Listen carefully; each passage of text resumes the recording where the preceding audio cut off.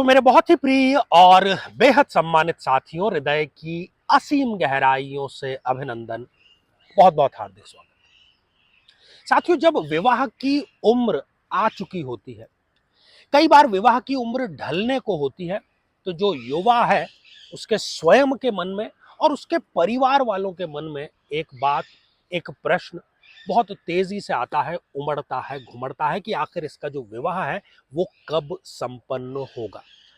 और फिर सिलसिला शुरू होता है, कहीं पर वेबसाइट के माध्यम से जीवन साथी को ढूंढने का, कहीं रिश्तेदारों के माध्यम से जीवन साथी को ढूंढने का। और जब विवाह संपन्न नहीं हो पाता, तब उसके लिए किया जाता है किसी न किसी ज्योतिषी की सलाह लेकर के कोई उपाय। साथियों, इस विशेष कार्यक्रम में हम आप लोगों के कमेंट्स को आधार बना करके और जो ज्योतिषीय जिज्ञासा है उसको शांत करने का प्रयास कर रहे हैं। तो आइए जानते हैं कि आज एक हमारी बहन ने कन्या लग्न की जन्म पत्रिका के बारे में क्या सवाल किया है, और यदि आपकी भी कन्या लग्न है और आप भी इसी प्रकार की कोई समस्या से जूझ रहे हैं, तो ये जानकारी आपके लिए बहुत काम की है। तो इनका नाम है तनु शर्मा जी, और आपने सबसे पहले लिखा है गुरुजी प्रणाम। तो तनु जी, आशीर्वाद हृदय की असीम गहराइयों से। आगे आपने लिखा है कि गुरुजी, कन्या लग्न में विवाह में देरी का कारण बता दीजिए। तो यदि आप कन्या लग्न के हैं तो अपनी अपनी जन्म पत्रिकाएं आप जरूर खोल करके अपने हाथ में लेकर के बैठिए। साथियों, कन्या लग्न की जो जन्म पत्रिका है वो 6 नंबर के अंक से प्रारंभ होती है, और बुध जो है वो इसके स्वामी है, लॉर्ड है। तो बुध ने जो विवाह का डिपार्टमेंट है वो गुरुदेव को, जुपिटर को, बृहस्पति को प्रदान किया। और विवाह के वैसे भी वो नैसर्गिक कारक ग्रह है।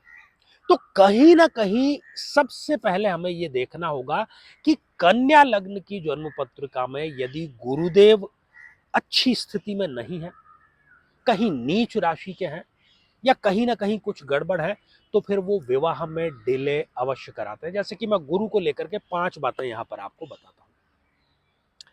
सबसे पहली बात, आप ये देखिए कि गुरु की प्लेसमेंट कहां पर है। यदि गुरुदेव इस जन्म पत्रिका के 6ठे, 8वें या 12वें भाव में विराजमान है, तो फिर वो कभी भी आपका सही समय पर विवाह संपन्न नहीं होने देंगे, पहली बात। फिर आप देखिए कि कहीं गुरु नीच राशि के तो नहीं है। नीच राशि के कब होते हैं? जहां पर आपकी जन्म पत्रिका में 10 नंबर का अंक लिखा है, जो कि पंचम भाव है, लेकिन 10 नंबर का अंक जो है संतान भाव में, यदि वहां पर गुरुदेव विराजमान है तो गुरुदेव नीच राशि के हो गए। हालांकि कन्या लग्न में वो योग कारक है, लेकिन नीच राशि के होने के कारण वो विवाह सही समय पर आपका संपन्न नहीं होने देंगे। तीसरी बात, आप देखिए कि गुरुदेव जहां पर बैठे हुए हैं उनके साथ में कौन सा ग्रह है जिसको कि हम कॉम्बिनेशन या योग कहते हैं।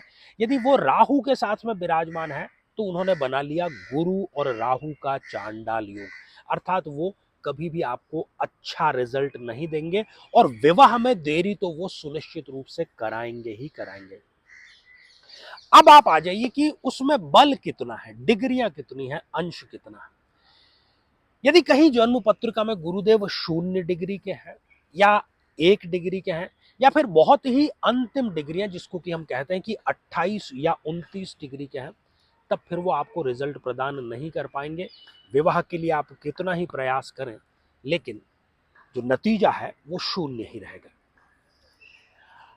एक और स्थिति, 5वीं स्थिति गुरु को लेकर के, कि यदि गुरुदेव आपकी जन्म पत्रिका में अस्त अवस्था में आ गए।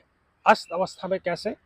कि वो सूर्य के साथ में बहुत क्लोज कंजक्शन में आ गए हैं, तो गुरुदेव अस्त हो जाएंगे। और जैसे जब सूर्य सुबह उदित होता है तो सारे नक्षत्र और तारे हमें दिखना बंद हो जाते हैं, होते तो हैं वो, लेकिन दिखना बंद हो जाते हैं। इसी प्रकार से हमारी जन्म पत्रिका में यदि गुरुदेव अस्त अवस्था में है तो वो रिजल्ट प्रदान आपको नहीं कर पाएंगे। ये तो 5 बातें थी गुरुदेव को लेकर के। और अब एक और बात, यदि सप्तम भाव में कोई ना कोई मारक ग्रह यदि विराजमान है, और जहां तक बात कन्या लग्न की है तो दो प्रबलतम मारक ग्रह यहां पर होते हैं। सबसे पहले तो मंगल ग्रह और दूसरा है सूर्य। तो मंगल या सूर्य, इन दोनों में से कोई एक या फिर दोनों सप्तम भाव में विराजमान है तो वो विवाह संपन्न आसानी से नहीं होने देते हैं। मंगल की जहां तक बात है तो मंगल यदि सप्तम भाव में है तो आपकी कुंडली एक मंगली कुंडली होगी।